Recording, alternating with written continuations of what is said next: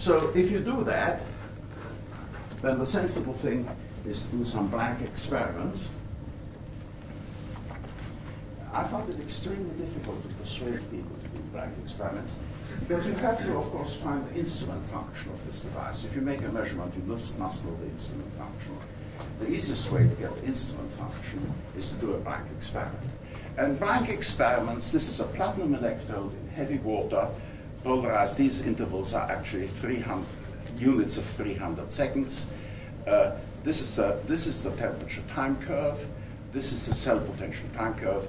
At this point, we impose external heating pulse to a Joule heater so we can get a calibration. And these responses in blank systems are entirely normal. And I just draw your attention to the fact that this does in fact reach a flat top. It relaxes completely, and the baseline relaxes to where it should have been. Those are sort of very simple eyeballing methods for checking that the system is reliable. But its reliability can be checked a bit more by just seeing what the thermal excess is. And in fact, the results follow a normal distribution. And for a blank experiment, the mean rate, the mean excess rate, heat released for this particular experiment, where the input was about 2 watts, was less than 100 microwatts. So the thing is absolutely reliable. People say it isn't, but this is a lot of nonsense. So if you know now the mean rate and the standard deviation, you can look at what you get if you do the experiment with palladium in heavy water, not platinum in heavy water, palladium in heavy water. And here is some data I pulled off some Japanese results. I like using other people's results better than our own, because then at least you have some security that we haven't fiddled with the results. And initially you get an excess heat, which is due to the absorption. It's exothermic, the absorption of material in the lattice. And then you go close to 0, and then you get a buildup of excess heat. And if you do the analysis accurately, you find that this is actually 300 sigma in terms of the performance of the instrumentation. There's no question about it. There is a build-up, a low-level build-up of excess heat, but of course you've got to be able to measure 30 milliwatts accurately in order to be sure that this is correct. Now, this being so, one has to ask oneself, why has there been such difficulty for people to reproduce the results? What's really bugging them? I mean, lots of people wanted to see it and didn't see it. Too much of a hurry. No. It's much more sophisticated than that. It is true. That is certainly true, but it is more sophisticated than that. And one of the things which is difficult about the system is that it is subject to positive feedback.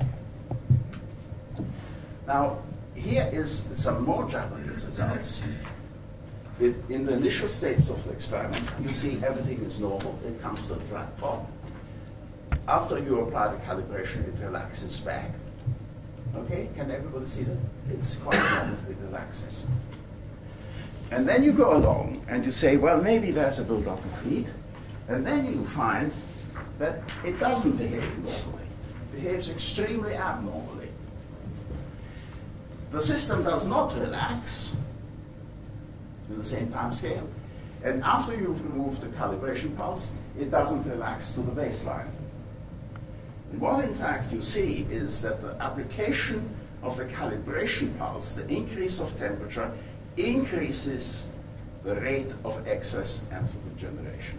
Now, if you have a source of heat in the system which is subject to positive feedback, you cannot calibrate the system. You have to do the calibration separately. And because people hadn't understood this, or have rammed it down their throats forever, they say the system's not accurate. I cannot calibrate. The system's not accurate. No, that's not true. You haven't taken into account positive feedback. Now, what is, there's something more to this story of positive feedback.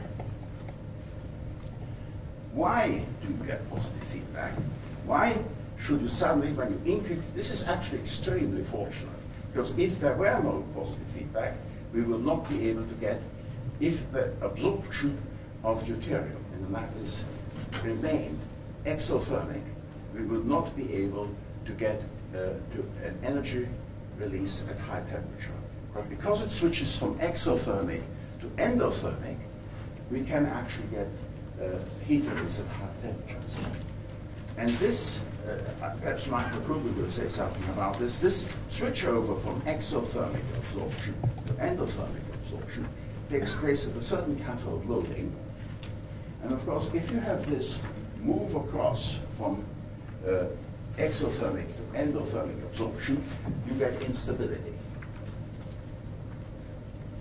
And that is the secondary reason, therefore, why we have to, the fact that we get instability means that the experiment becomes sensitive to the way you carry it out.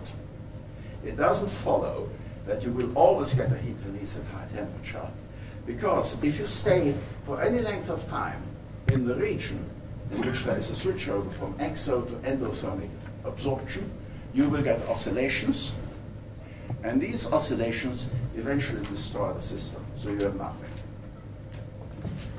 So you have to be aware, you have to, when you have a new problem like this, you have to cycle through the data over and over and over again. And this is one reason why it's been so slow. You have to discover this, go back, take it into account, put it into your experimental protocol, and see what happens. I must go faster. Not too fast. Well, let me just tell you that by October 1989, we've got a specific energy release of the order of 100 watts per cubic centimeter at currents of the order of 1 ampere square centimeter. That is quite heroic electrochemistry, but this is about comparable to what you get in a pressurized water reactor, so we felt justified in carrying on.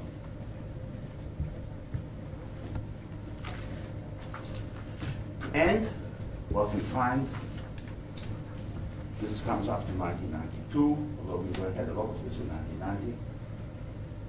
We find that if you go, this now is on a much smaller scale, so you can't see the fine detail. You find that if you go through the positive, the region of positive feedback, eventually the cell is driven up to boiling. And at the boiling point, we have had heat release in this region here of the order of 4 kilowatts per cubic centimeter. So normally you have about a few hundred watts. At the top you have about kilowatts. And now, of course, the cell boils dry. You can't contain such an energy release in an isoparabolic calorimeter. The cell boils dry. But there is more to this story, because when it has boiled dry, you find that it stays hot. The cell stays hot, which Mike McCoubry called heat after life. We call heat after death. And Giuliano Mengele in Italy, who I think has done the best work on this, calls after effect. If you're interested in checking out. So here the cell is dry, here it's half dry, here it's dry, and the cell here in our experiments remained hot for 3 hours. Now, this experiment, you know, we're not very proud of this experiment. It's just the fact that it stayed hot. And let me just tell you about Giuliano Mengele. Giuliano Mengele said quite rightly, well, Stan and Martin say it goes much better if you keep it hot. So I'll do the calorimetry at near 100 degrees centigrade.